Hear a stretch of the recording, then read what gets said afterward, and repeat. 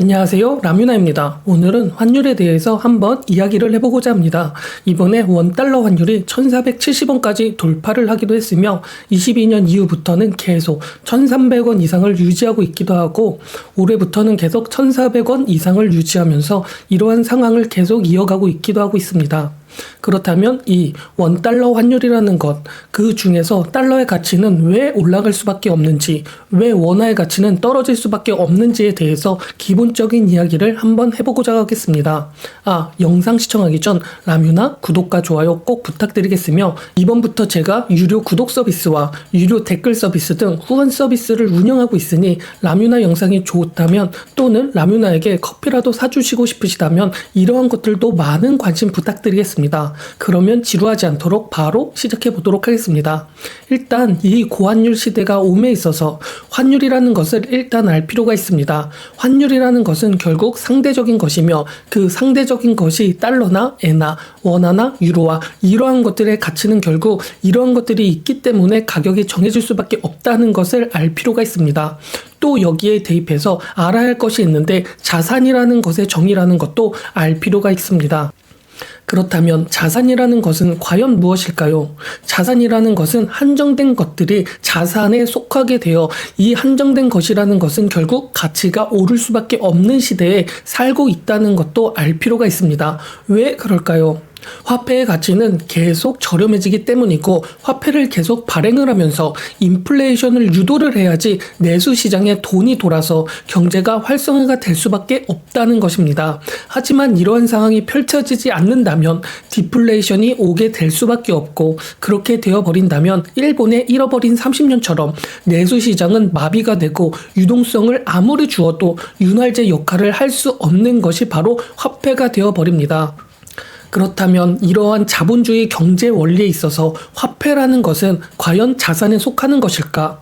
의문이 들 수도 있습니다. 과연 화폐라는 것, 종이 지폐라고 불리는 달러, 엔화, 유로와 원화 이러한 것들이 한정적인 자산이 맞을까? 이러한 것들 말이죠. 어떻게 보면 채권을 발행하면서 화폐를 찍고 그렇기 때문에 무한성을 가지기는 하지만 유한하기 때문에 가치가 존재한다고 생각을 할 수도 있지만 우리는 이미 유동성을 무척이나 많이 주어야지 경제가 돌아가는 세상에 살고 있어 버렸기 때문에 이러한 것들을 알게 되어 버린다면 화폐라는 종이지폐는 이미 무한성의 의미를 더 띠게 되어 자산이 아닐 수도 있게 되어 버렸습니다. 그렇게 되어버리니 화폐의 가치는 계속 절하가 될 수밖에 없고 이것은 우리가 어릴 때 짜장면 3,000원을 주고 먹었지만 현 시대에서는 7,000원, 많게는 9,000원까지 먹게 되는 것들이 이러한 것을 보여주기도 하고 있습니다. 즉 화폐라는 것은 이제 자산이라는 범위에 속하지 않게 되었고 우리는 화폐라는 것을 자산이라고 생각을 하면 안 되는 것입니다. 그렇기 때문에 한정된 자산이라고 불리는 곳에 투자를 하면서 인플레이션에 해지를 하라고 많이 들어보셨을 법한 말들이 많이 존재하기도 하고 말이죠. 이러한 화폐, 이러한 식으로 자본주의 원리에 속하는 화폐, 이 화폐를 이해를 한 다음에 그 다음에 이 화폐만 디테일하게 본다면 화폐 중에서 가장 우위에 있는 기축통화라고 불리는 것이 있는데 그게 바로 달러가 되어버립니다. 이 세계에는 여러 차례 세계화가 진행이 되면서 미국은 금본위 시대에 달러와 금을 묶어버렸고 금본위를 해체함에도 불구하고 석유와 달러를 묶기도 하고 미국의 패권을 유지하게 되면서 달러라는 것은 기축통화가 되어버리기 시작을 하면서 달러의 가치와 위상은 전 세계적으로 영향력을 끼칠 수밖에 없게 되어버렸습니다. 하지만 이러한 것들도 결국은 화폐, 종이지폐 속에서의 권위의 문제였으며 화폐의 가치가 자본주의 시대에서 계속 절하되기 시작을 하였죠. 그렇게 화폐라는 것은 계속 절하가 될 수밖에 없으며 이렇게 절하가 되는 화폐 중에서 상대적으로 보게 되어버린다면 결국 가장 우위에 있는 화폐의 가치는 화폐 중에서도 상대적으로 조금 절하가 될 수밖에 없는 현상이 나타나게 되어버리는데 그런 것들이 달러라는 화폐 화폐의 가치가 되어버리는 현상이 나타나게 되어 달러라는 화폐의 가치는 계속적으로 과거에서부터 지금까지 화폐만 기준으로 보았을 경우에는 계속 우상향을 하고 있기도 하고 있습니다.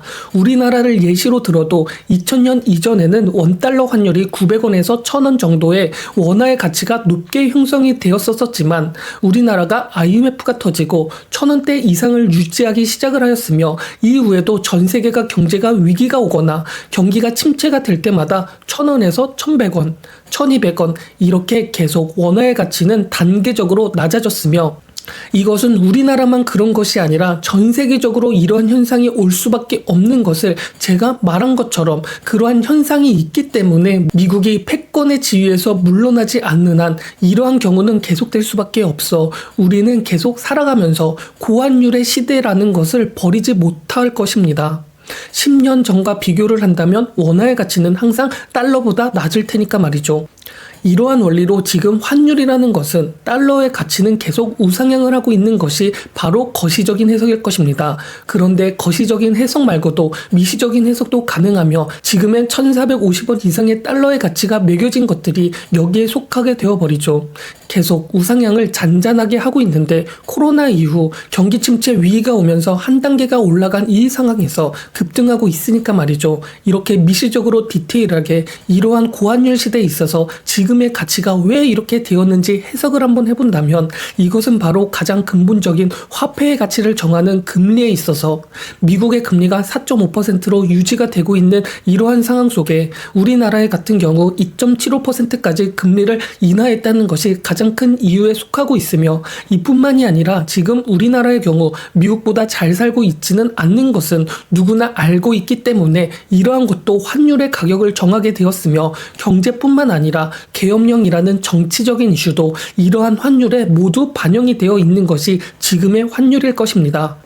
지금 제가 말한 것들을 더 해석을 하자면 미국의 경우 금리가 4.5%임에도 불구하고 경기가 그렇게 나쁘다는 인식이 있지 않으며 여기에 관세 정책이다 뭐다 하면서 미국의 물가가 떨어지지 않을 것 같다는 이러한 뉘앙스들이 다 섞여 있기 때문에 금리가 높아도 물가 때문에 쉽게 금리를 낮출 수 없는 이러한 상황이 미국에는 연출이 되어 있으며 우리나라의 경우에는 얼마 전 금리를 3%에서 2.75%까지 낮추기는 하였지만 낮춘 이유에 대하여 우리나라가 그냥 금리를 낮추었을까요?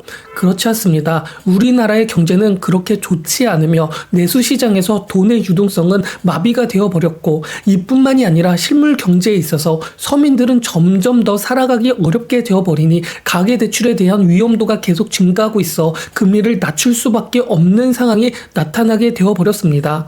그렇게 되니 경기가 안 좋아서 낮추게 되었구나 라는 인식이 있을 수밖에 없는 것들이 전부 환율에 반영이 되어 버린 것이죠.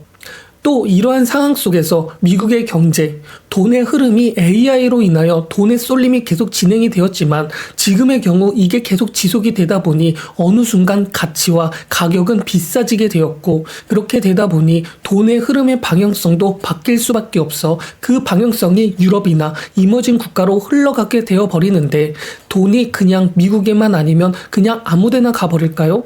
그렇지 않습니다. 그 중에서 투자함에 있어서 더 좋은 투자 수익을 얻을 수 있는 곳으로 가게 돼버리겠죠. 그러면 그 투자자들도 선택을 하게 해야 될 텐데 우리나라를 좋은 투자처로 생각을 하게 되면서 우리나라에 투자를 할 수 있을까요? 지금 우리나라의 상황이 경제적, 정치적 전부 좋은 상황이 아닌데 말이죠.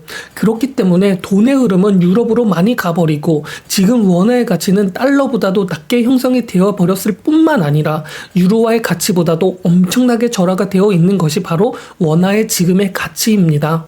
이렇게 환율이라는 것은 그냥 이렇게 되니까 이렇다 이러한 단순한 원리로 정해지는 것이 아닌 거시적인 상황에 따라 여기서 이렇게 되고 저기서 저렇게 되어버리니 여기는 저렇게 되는 복잡계로 이루어진 세상의 가치이기 때문에 지금 이 가격이구나 생각을 하는 것이 좋은 것이고 감히 우리가 살고 있는 이러한 복잡계적인 상황 속에서 단기간의 환율을 예측하는 것은 어리석은 것을 또 알 필요가 있는 것입니다. 이렇게 환율이라는 것은 제가 처음에 말한 것처럼 화폐의 상대적인 가치인데, 화폐라는 것이 자본주의 시대에 있어서 자본주의 시대 속에서 돈이 계속 풀어버릴 수 없으며 돈을 풀면서 인플레이션을 일으킬 수밖에 없는 시대가 찾아오게 되어버리면서 화폐의 가치는 계속적으로 절하가 될 수밖에 없고, 그렇게 되어버리니 화폐를 제외한 다른 자산들은 증가를 하게 될 수밖에 없게 되어버렸습니다.